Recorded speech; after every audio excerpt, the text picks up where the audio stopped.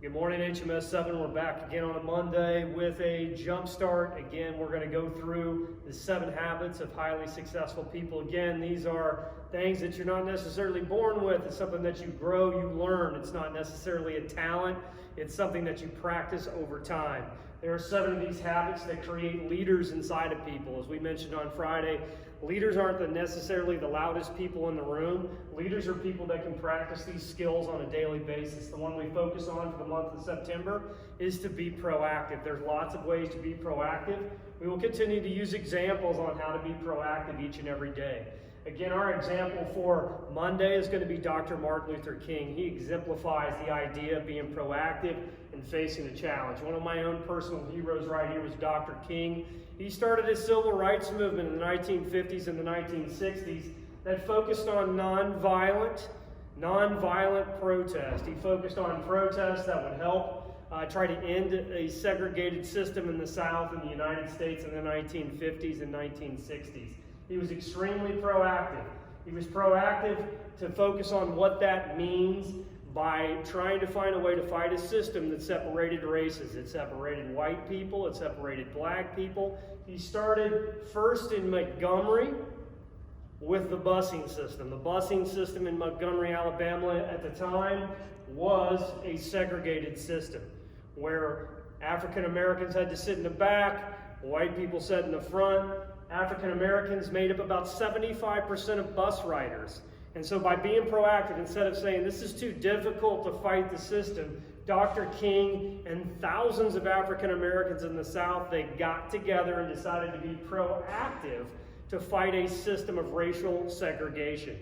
And what they did in order to try to desegregate the bus that was nonviolent is something that I want you to think about for about 20 seconds. I want you to think about what Dr. King and the rest of the people living in Montgomery, Alabama did in a proactive way that was nonviolent to force the desegregation of buses.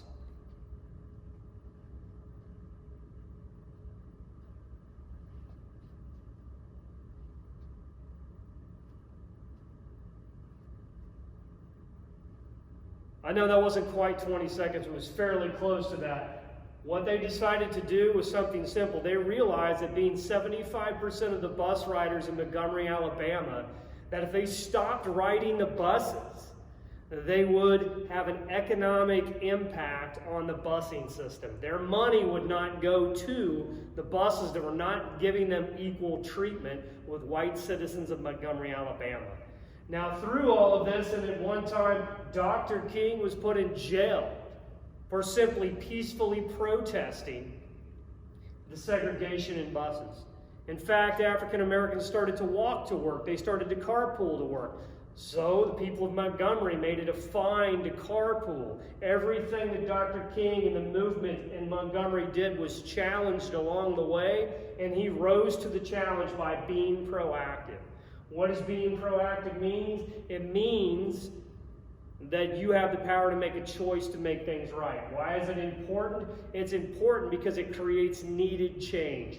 Think of Dr. King creating needed change. His challenges, his struggles in the 1950s and 60s were one of the key reasons that Americans, and especially in the South, started to desegregate. So just let that resonate for a little while on what the meaning of being proactive is and why it is very important to be proactive to create change.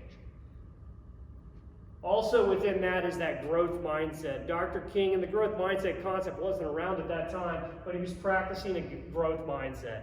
He realized it takes a little bit of time and it takes a little bit of effort, and that was a lot of effort and a lot of time. He was willing to put his life on the line, go to prison for a while to create change, time, and effort.